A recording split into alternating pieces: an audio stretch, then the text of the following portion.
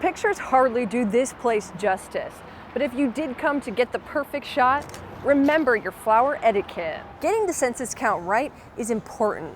Here in California, for every missed person is about $2,000 less in funding. He started the challenge on August 2nd. Apart from the days where Chick-fil-A is closed, which includes Sundays and holidays, you can also expect to see movies in the park here, using the North Park Theater Wall as a screen. You don't paint over it unless you think you can do better, but there's always a spot for beginners.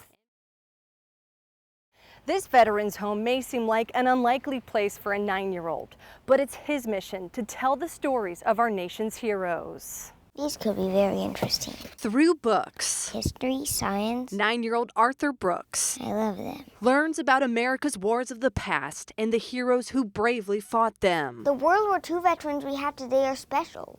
They did the biggest sacrifice we've had. So Arthur decided, rather than just read their stories, he'd document them himself. Hi. Come here, my buddy. With his sister Sophia, Here's my girlfriend. Arthur visits the Chula Vista Veterans Home and hopes to meet every World War II veteran. I'm Alberto. This is George Stallard.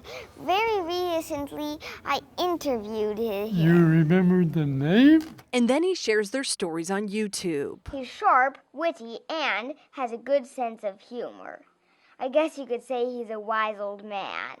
Well, hello there, young lady. How are you, hon? When Arthur learned World War II veteran Edwin Schwimmer had a big birthday coming up, 100. 100 years. he wanted to do something special. We've sent a request to send in some birthday cards to give in to him in a package on his birthday. I love you. He hopes to gather as many as possible, and you could call him old-fashioned. Oh, yes, no e-cards are allowed. Only the regular type, made out of paper. In and out, hear them shout, counter march. Arthur says birthday cards are just one example of kindness we can give our veterans. It's high, high. Good advice from a wise young man. Amanda Brandeis, 10 News. My class is right here on the outside. School is a safe haven for this San Diego native. I gotta finish. That's why I keep coming, because I gotta finish. Good girl. He's easy to spot on campus, Good doggy. with his service dog Sophie by his side. Always. Brandon asked we only use his first name. He started taking classes at City College 3 years ago in hopes to become a psychologist. I love City. I feel so safe here. Safe because here Come on. he belongs. Being homeless, you don't have a place to go.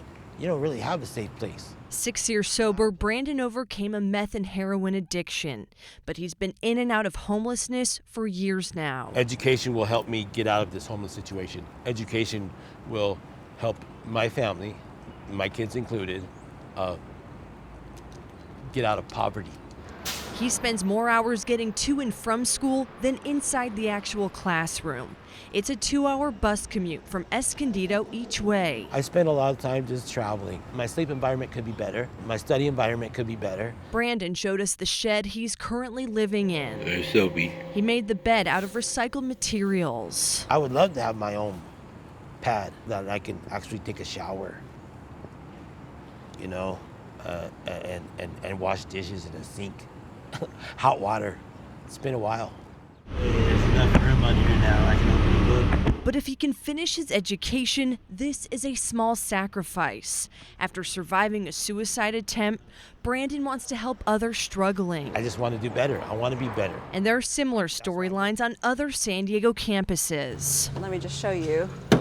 We converted it. We took out the 2 back seats. Stephanie Hernandez and her husband lived in their car for a year and a half. The biggest struggle was going to sleep at night and not knowing if we were going to get woken up by the cops. The Palomar students became homeless when their landlord raised the rent. And this being your home and having no gas and you being stuck somewhere, it's heart-shattering. She was ready to quit until As soon as I found a community that was willing to support me and lend a hand, I reached for it and I just didn't give up. after confiding in school employees, Stephanie not only learned about the free food pantry, but got a job there.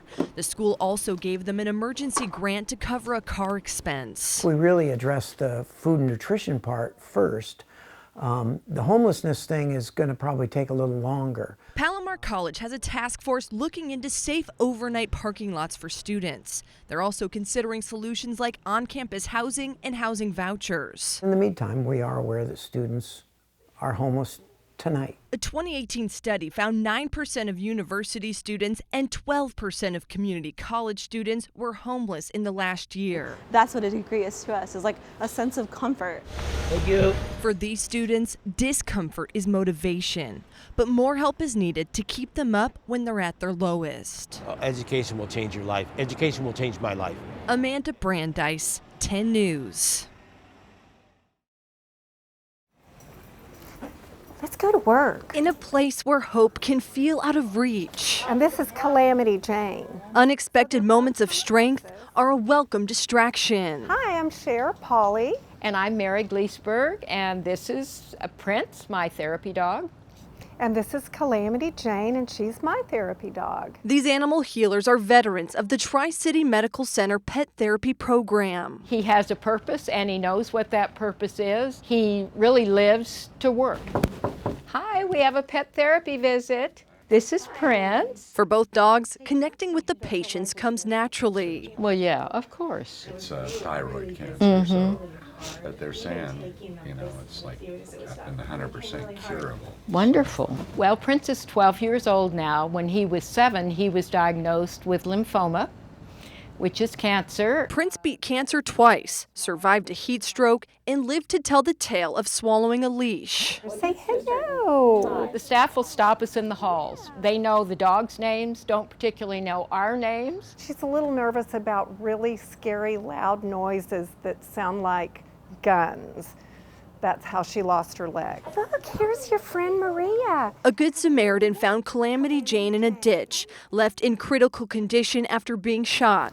Polly rescued her. Good girl, let's go to work. I found out very, very soon that she forgave whoever harmed her in the first place. And she now makes special visits to amputee patients. She's got a mind of her own, and she tells me which rooms she would like to visit.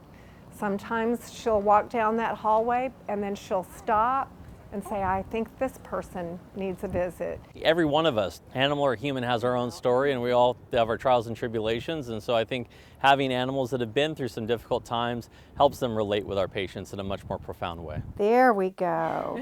Say, that's what I like. Survivors giving hope in places it's needed most.